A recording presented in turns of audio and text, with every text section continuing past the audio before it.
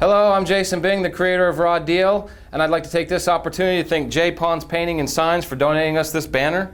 If you have a business and you want to advertise, contact Jason at myrawdeal.com. I'd also like to thank you for participating, getting involved, voting, checking out our stories, and just following us. Thank you so much. We appreciate it. Thanks for coming to our studio, for telling your story. You get a Raw Deal t-shirt. Wonderful, thank you. Great, looks like it will fit too. Well, tell us about Harry the handsome cat. Okay, well, Harry's not so handsome anymore, but I can tell you a little bit about Harry. All the doctors tell me he's going to get diabetes because he's so overweight. Oh, he's an overweight cat. Oh, now. he's very, like 25 pounds. 25-pound cat. Yeah. Oh, he must be huge. He's pretty big. So you've had Harry for 10 years, and this leads to why you submitted your story to Raw Deal. Tell me what happened about the incident. The incident, it happened on November 20th, which is a Friday night. Around 6:30, I heard a loud crash, a metallic crash. I wasn't quite sure what it was, followed by this horrific bloody murder cat scream. And then immediately after that, you hear a gunshot with another cat scream, and then another gunshot and a cat scream. And like all this crashing around at the same time. It happened 5 times. There were 5 gunshots and then a cat screaming, and then like another crash, and then there was silence. Did you know that it was Harry? Did you sense that? No, I knew it was coming from my neighbor. I've had a lot of problems with him in the past.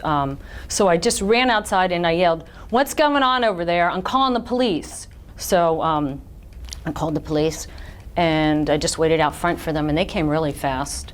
When I was waiting for them, though, I met a neighbor from across the street, and he's like, "Did you hear the whole thing?" I'm like, "Well, I don't know. What did you hear?" And he said he heard a trap shutting, and that made perfect sense, because no cat's going to hang around and be shot so many times, you know? I mean, cats, they're fraidy cats or scaredy cats. Sure, that's the they whole hear thing. a noise and they take off. Yeah, exactly. Yeah. So cop came, he said, "What happened?" I told him, he said, "You know who it is?" I said, "Well, my cat did get out."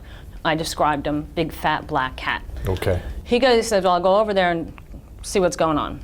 He goes over, he comes back like 2 minutes later. He goes, "It's your cat." I'm like, "Is he alive?" "He is at the moment." He says, "Let's go over there." So we go over there. I see Harry laying in a pool of blood, panting. Blood's coming out his mouth. Oh my goodness.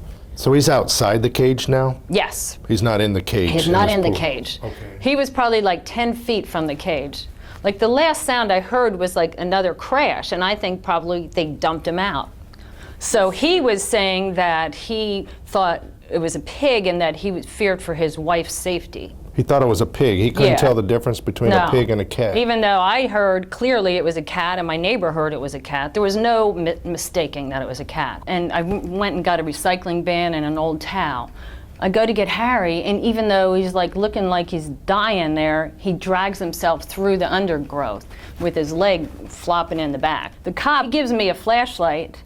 So I'm trying to chase Harry. I had to put the flashlight in my mouth, and it took a while to get him. I finally got him, picked him up, I just threw him in the recycling bin and left. So I got in the car and drove to the animal hospital where I work, which is an emergency clinic. Mm-hmm. I called them and told them, "I have Harry, he's shot, I don't know if we're gonna make it." So we got there and they were waiting for me, and you know, it became a big ordeal, get oxygen on Harry, and they're shaving his bullet wounds, and they're like, "This does not look good for Harry." Wow. Then they call in the surgeon and the internist and do all sorts of ultrasounds and x-rays, and it was a pretty intense night.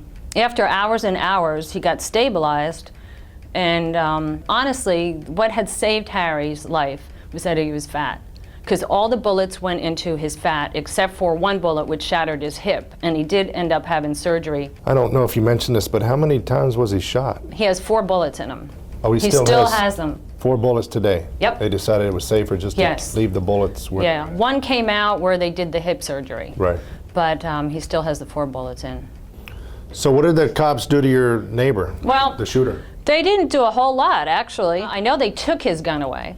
I don't know whether they gave it back to him. But he's not charged with anything. The state's attorneys decided not to prosecute him. But he was fined, or he was... No, nothing. Nothing? Mm-mm. Well, Margaret, thanks for telling your story. We really appreciate you coming out. We wish you the best of luck. Thank you. Thank you. My pleasure. Now it's up to you to vote on who you think has the rawest deal. Will it be story number 1, story number 2, or story number 3?